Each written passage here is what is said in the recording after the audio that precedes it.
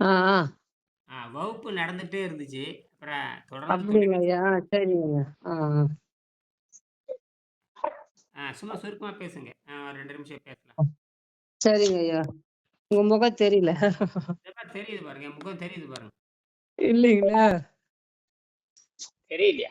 இங்க பாருங்க. இருங்கய்யா முகம் வரும். ஆ, இது ஏதோ ஒண்ணு நடுவுல வந்து வந்துருச்சு ஐயா. இப்ப பாருங்க, என் முகம் பாருங்க.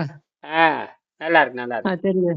தெரியுதுங்களா? இப்ப கொஞ்சம் வலி பரவாயில்லங்க ஐயா. காலையில இருந்ததுக்குடா. நீங்க முன்னேறி ம். கொண்டிருக்கிறீர்கள்.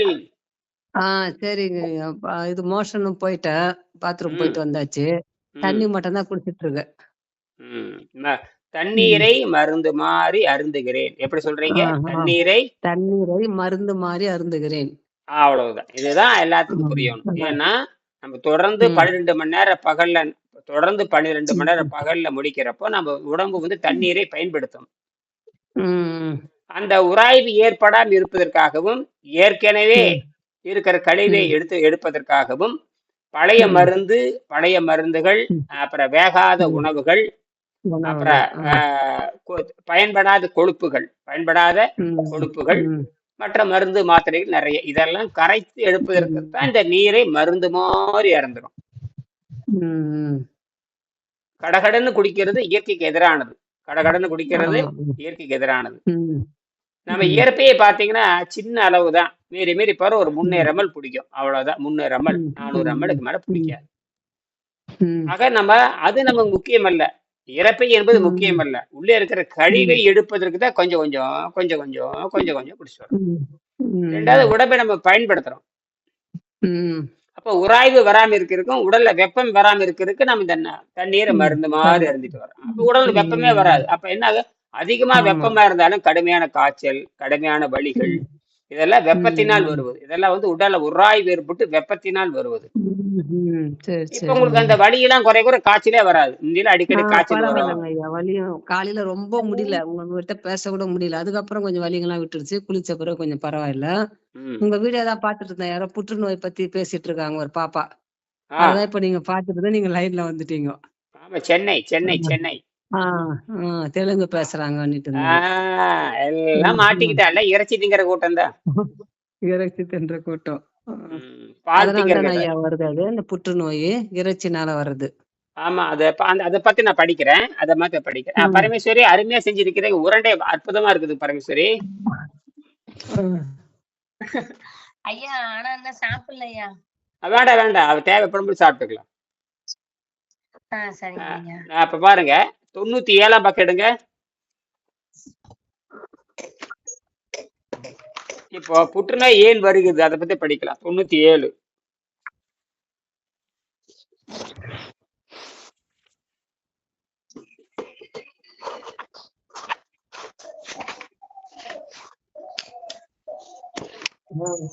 எடுத்தாச்சு ஐயா. எடுத்தாச்சு ஐயா.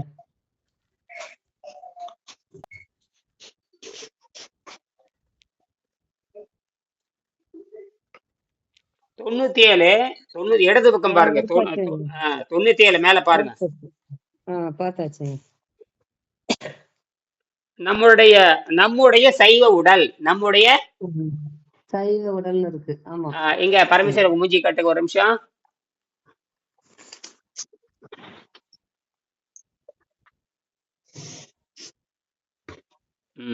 ரைட்.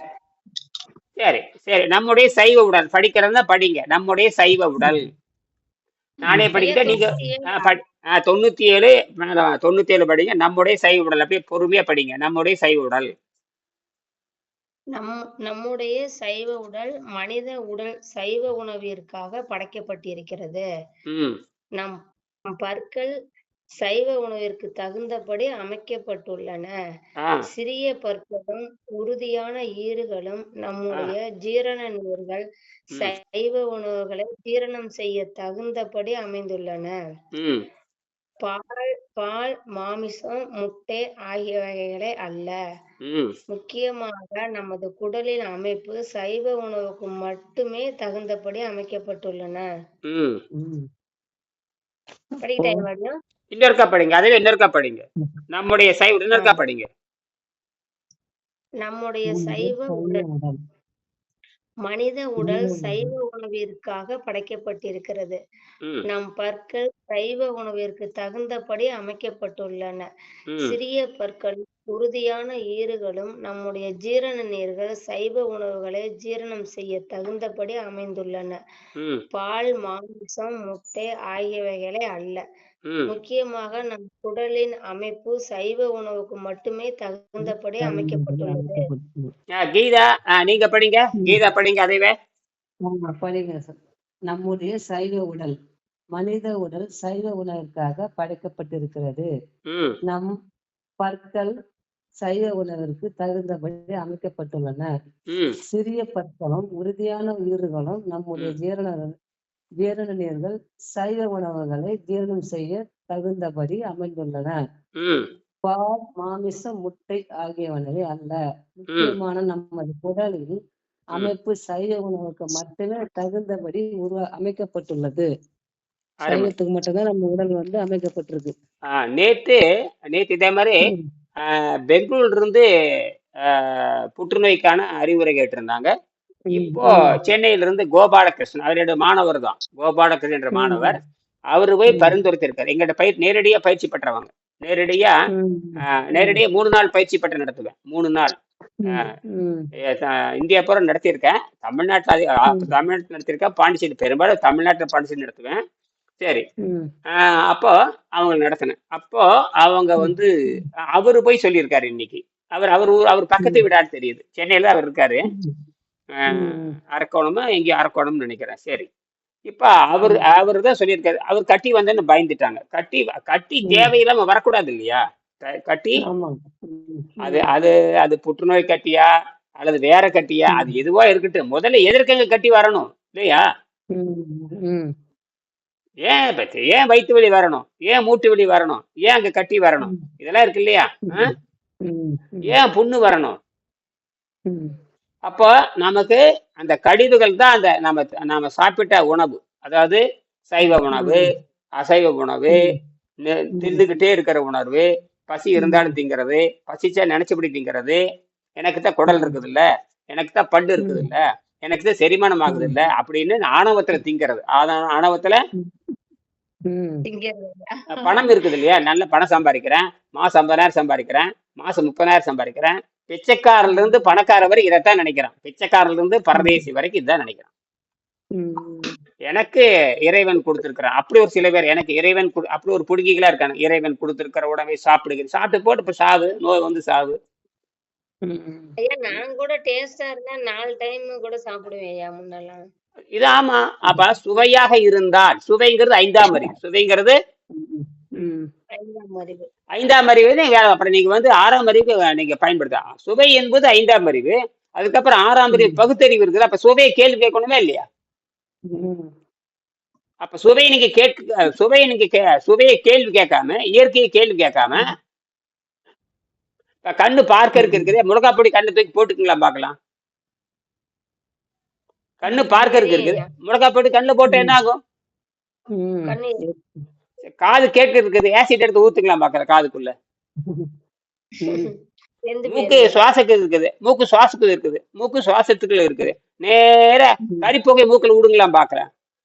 ம். வண்டி பைக் ஸ்டார்ட் பண்ணிட்டு அந்த புகை மூக்குல விடுங்களா, போகட்டும், என்ன ஆகும்? மூச்சுட முடியாது. செத்துருவான், அடுத்த வினாடி செத்துருவான். ம். இதெல்லாம் பகுத்து பார்த்து ஆராய்ச்சி. இந்த புலன்கள் எதுக்குன்னு கேட்டீங்க, நல்லதா கெட்டதா, கூத்தடிக்கிறது பார்த்துட்டு ஆட்டிகிட்டே இருக்கிறது, அது நல்லதான்னு கேட்குறது. இந்த மாதிரி புலன்கள் கொடுத்தது அது பகுத்து பார்க்கறது தான். அப்ப நாக்கு என்பது 5ஆம் ருசி, 5ஆம் அறிவு. பிறக்கும் பொழுது குழந்தை அசைவத்தை சாப்பிடுது. பிறக்கும் பொழுது 5 அறிவு தான். வாய் ருசியோடு 5 அறிவோடு தாய்ப்பால் மட்டும் குடிக்கிற அந்த குழந்தை பருவத்தை 7ஆம் அறிவு எட்டு பிடிக்கின்ற அந்த கல்வி வரை உயர்த்த வேண்டும். அதுதான் எங்க விஷயமே. பிறக்கிறப்ப 5 அறிவு, வாய் ருசியுடன் தாய்ப்பாலை மட்டும் குடிக்கின்ற அந்த குழந்தையை இல்லையா, பகுத்தறிவை பயன்படுத்தி 7ஆம் அறிவு எட்டு பிடிக்கின்ற அந்த தன்மை அளவுக்கு உயர்த்துகின்ற கல்வி முறை இந்தியாவில் அமைய வேண்டும். இப்ப நான் இதைதான் என்கிட்ட செஞ்சு, அப்ப அதைத்தான் நான் முயற்சி பண்றேன். இப்ப கூட ஒரு பூசாரி எங்கிட்ட கூப்பிட்டு, ஏதோ ஒரு பூசாரி, ஏதோ சென்னையில ஏதோ ஒரு கோயில்ல பூசாரியா இருப்பாரு தெரியுது. அவர் சொன்னாரு, பேரை சொன்னாரு, என்னமோ பேர் சொன்னாரு. கூப்பிட்டாரு. இந்த மாதிரி நான் கற்றுக் கொடுங்குறேன். இன்னைக்கு 12 ஆண்டு மாணவராக சேரணும். என்ன, 12 ஆண்டு மாணவர் சேரணும். புத்தகத்தை வாங்கி வச்சிருக்காரு. புத்தகத்தை வாங்கி வச்சு 2-3 வருஷம் வச்சிருக்காரு. வச்சுக்கிட்டு இன்னைக்கு தொலைபேசி வந்தார். ஏங்கப்பா செய்ய வேண்டியது தானே, ஆசிரியர் எல்லாம் எப்படிங்க செய்யறது? வாங்க. அவர் ஆலோசனை வந்து கட்ட சொல்லியிருக்கு. ஆலோசனை கட்ட சொல்லி எப்பவுமே ஆலோசனை கட்டிட்டு ஒரு 1/2 மணி நேரம் பேசுறேன். அதுல தெளிவடைஞ்சதுக்கு அப்புறம் தான் ஒரு 3 நாள் பயிற்சி கொடுப்பேன். அதுக்கப்புறம் அதுவே நீங்க ஒரு ஆண்டு கொண்டுருப்பாங்க. மாணவராக சேரணும்னு அதுக்கு தனி விதி இருக்குது. 3 நாள் சேர்ந்து நீங்க அதே நான் 3 நாள் சொல்லி கொடுக்கறதா 1 வருடம் சொல்லி கொடுப்பேன். 3 நாள் சொல்லிக்க அது தினம் விளக்கம் பண்ணிக்கிட்டே இருக்கு. அதெல்லாம் 12 ஆண்டுங்கிறது சாதாரண விஷயம் இல்லை. ஓராண்டுக்கே எனக்கு உயிர் போயிடும். ஓராண்டுக்கே இப்ப காலையில வந்து எத்தனை வகுப்பு, எத்தனை தொலைபேசி பண்ணி இருந்தாலும் பேசணுங்கிறது பேசிட்டே இருப்பேன். சரி, அடுத்தது நான் வர்றேன். அடுத்தது, ஒருவர் மாமிசம் உண்ணும் போது என்ன நடக்கிறது? படிங்க பரமேஸ்வரி. ஒருவர் மாமிசம் உண்ணும் போது என்ன நடக்கிறது, அதை மட்டும் படிங்க. படிக்கிறேன். ஒருவர் மாமிசம் உண்ணும் போது என்ன நடக்கிறது? அவர் ஏராளமான பித்த நீரை தன் வயிற்றில் சுரக்க வைக்க வேண்டி உள்ளது. முக்கியமாக டீஆக்சிகாலிக் அமிலத்தை. இந்த அமிலம் நமது குடலில் உள்ள குளோஸ்ட்ரிடியா பாக்டீரியாவினால் சக்திமிக்க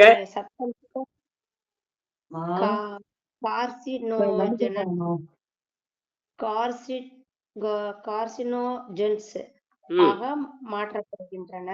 உணவும் மாமிசமும் குடலில் தங்கி செரிக்க அதிக நேரம் எடுத்துக் கொள்வதால் அவை உள்ளேயே அழுகி விஷமாக மாறுகின்றன.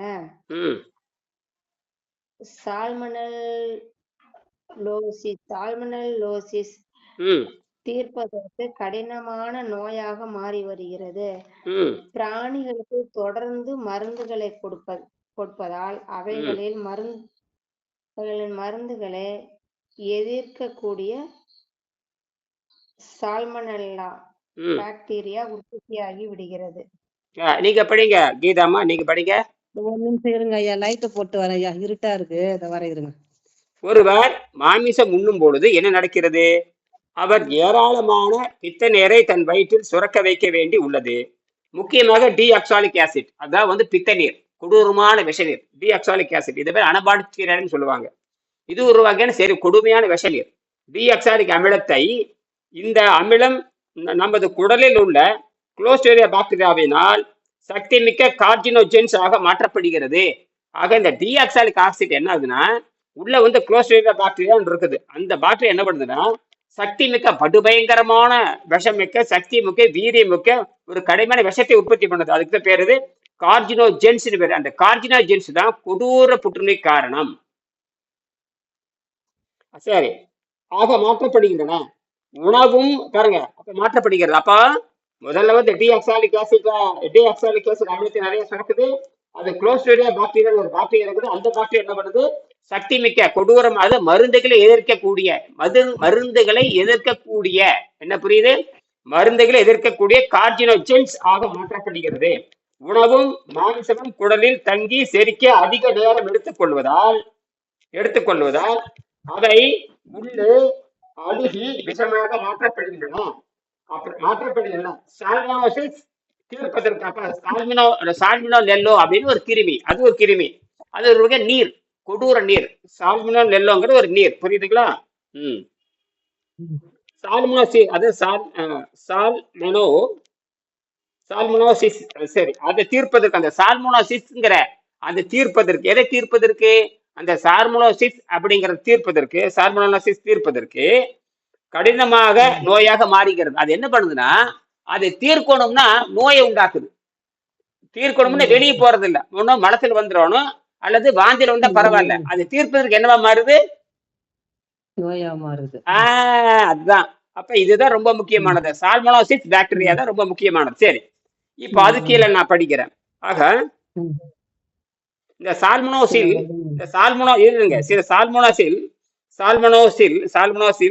அவை உள்ளேயே, அதாவது சால்மோனோசில் அவை உள்ளேயே தங்கி அழுகி விஷமா மாறுகின்றன. சால்மோனோசில் தீர்ப்பதற்கு கடினமான நோயாக மாறி வருகிறது.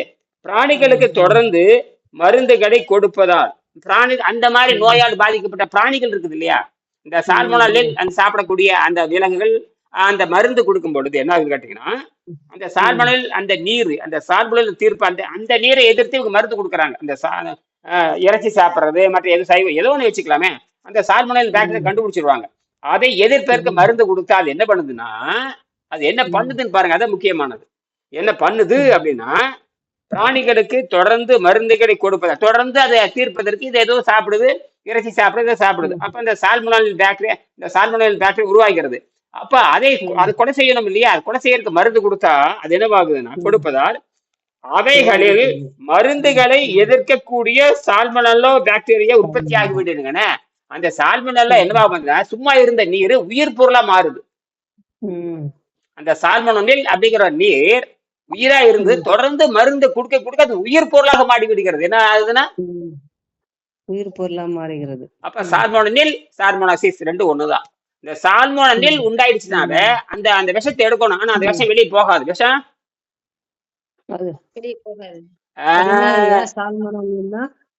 கொடூரமான நோய்களை உருவாக்கக்கூடிய திரவம். அதுதான் அதுதான் இந்த அது கார்சினோஜென்ஸ். அதுதான் சால்மோனல். அதுதான் அந்த சால்மோனல். அந்த சால்மோனல் பாக்டீரியா மாறிச்சுன்னா சால்மோனல் பாக்டீரியா ரெண்டு ஒண்ணுதான். அது திரவமா இருக்க அது உயிரா மாறிச்சுன்னா அது பாக்டீரியான்னு பேர் வச்சிருவாங்க. என்னது பாக்டீரியா. இப்ப உதாரணத்துக்கு வயிற்றுல ஜீரண நீருங்கிறோம். ஜீரண நீர்னு சொல்றோம் இல்லையா? ரைட்டு.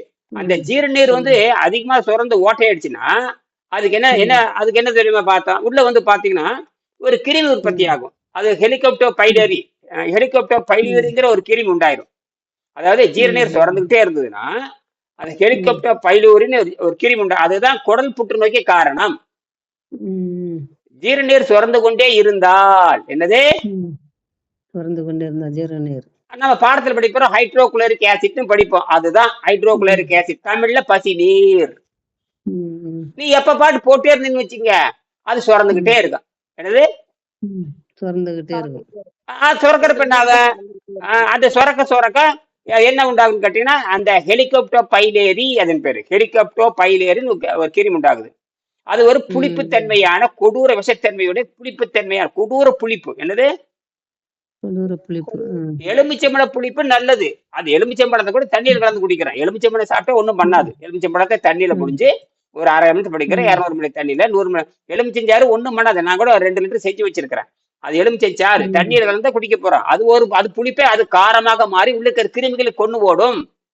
தீய எலுமிச்சம்பழ சாறு தீய கிருமிகளை கொண்டு போடும். அதனால குழந்தைகளுக்கே எலுமிச்சம்பழ சாறு கொடுக்க வேண்டும். எலுமிச்சம்பழத்தை புழிஞ்சு தேன் கலந்து தண்ணி கலந்து கொடுக்கணும். எலுமிச்சம்பழத்தை நேரம் யாரும் புழிஞ்சு குடிக்கிறது இல்லை. எலுமிச்சம்பழத்தை தண்ணீர் புழிஞ்சு நாட்டு சர்க்கரையோ ஏதோ ஒரு இனிப்பு சேர்த்து சாப்பிட்றோம். அது மாதிரி குடிக்கணும். அப்ப அது ஒண்ணும் பண்ணாது. அப்ப அந்த ஹெலிகாப்டர் பைலேரி அந்த ஹைட்ரோகுளோரிக் ஆசிட் சுரந்துகிட்டே இருந்ததுன்னா அது என்ன தூண்ட கொடூரம் போட்டுக்கிட்டே இருக்கிறியா நீ சொன்னபடி கேட்க மாட்டேங்குன்னு சொல்லி போட்டு உடனே அந்த குடல் என்ன பண்ணும்னா அந்த ஹெலிகாப்டர் பைலிங்க அந்த கிருமி உற்பத்தி பண்ணி அவனை குடல் புற்று உண்டாக்க அவனை சாகடிச்சிடும். அப்ப ஜீரணீர் சுரந்த என்ன வரும்? மரணம் வருதுன்னு தெரிஞ்சு போச்சே இல்லையா? இதெல்லாம் எப்ப சொல்றது? இதெல்லாம் சொல்லி முடிக்க போறேன் வகுப்பு. சரி. இப்போ அப்போ அந்த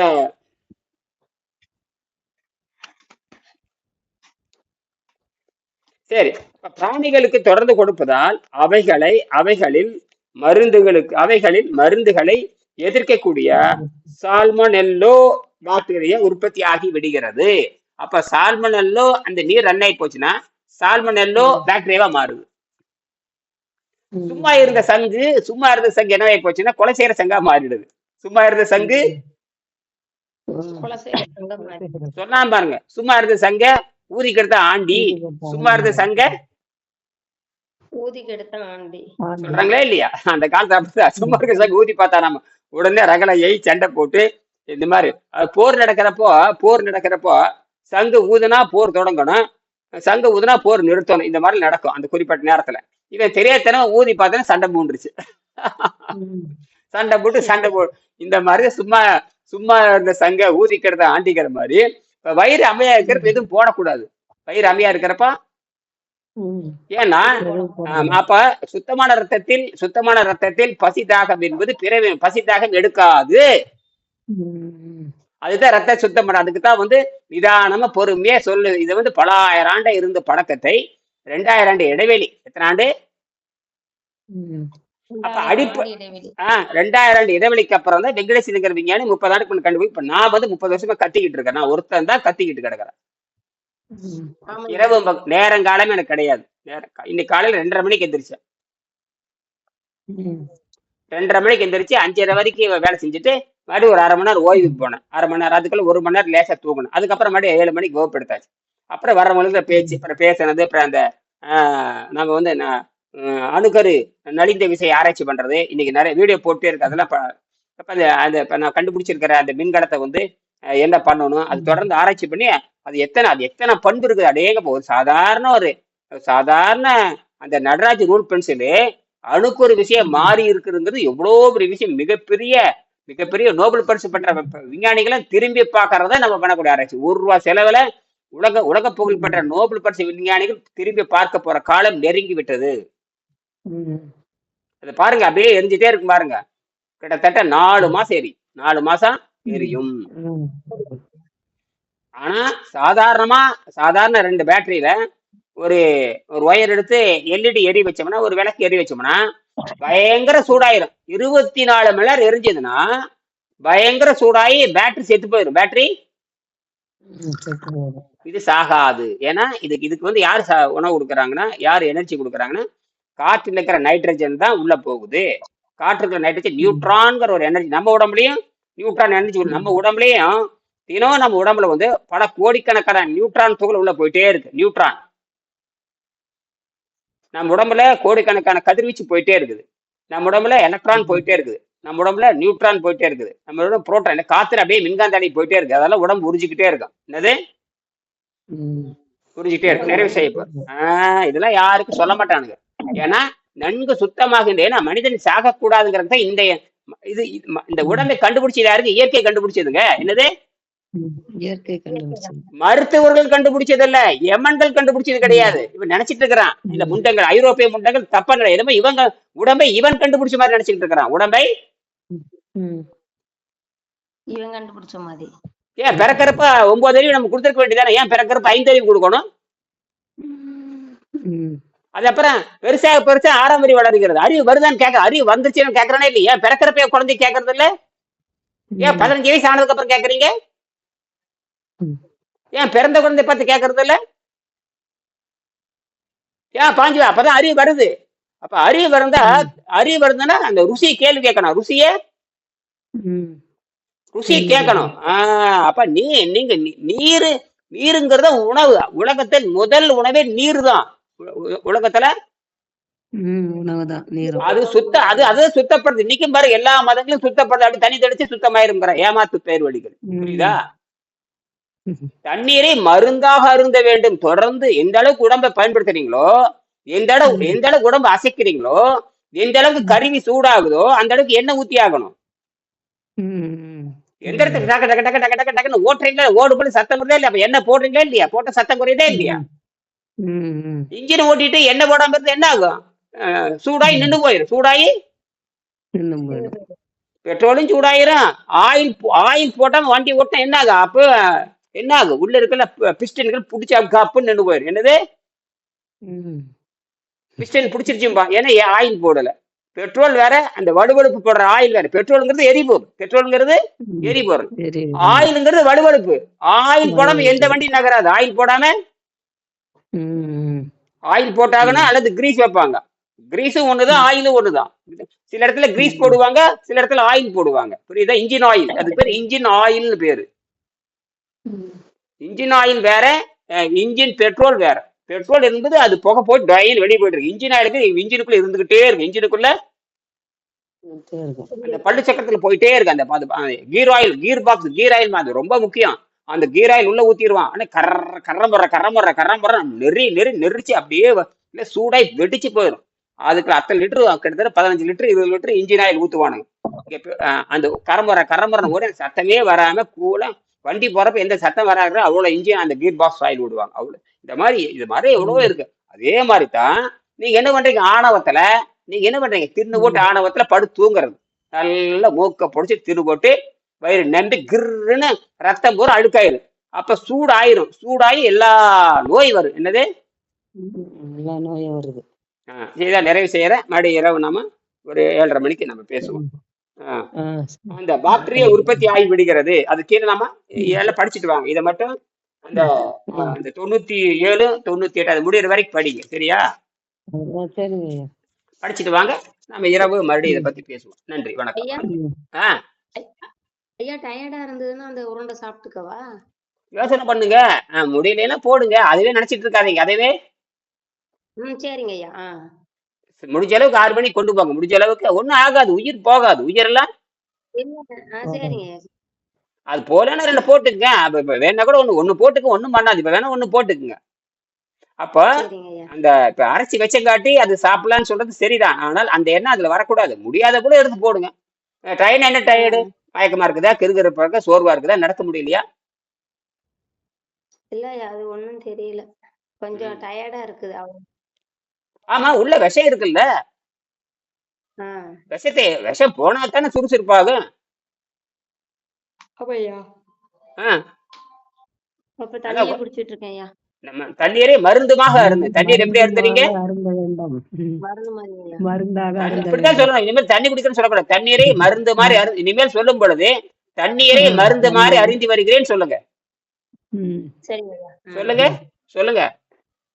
தண்ணீரை மருந்து மாதிரி அருந்து வருகிறேன்.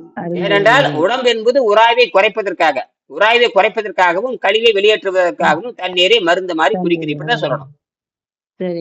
உராய்வை குறைப்பதற்கும் கழிவை வெளியேற்றுவதற்கும் தண்ணீரை மருந்து மாதிரி குடிக்கிறேன் அப்படின்னு சொல்லணும். இரவு வர்றப்ப அப்படி திருப்பி திருப்பி கேட்பேன். என்ன தண்ணீர் எப்படி குடிப்பீங்க? உராய்வை குறைப்பதற்கும் கழிவை வெளியேற்றுவதற்கும் தண்ணீரை மருந்து மாதிரி. இந்த வரியை திருப்பி எழுதி வச்சுக்க, எனக்கு சொல்லணும். சரியா? நன்றி.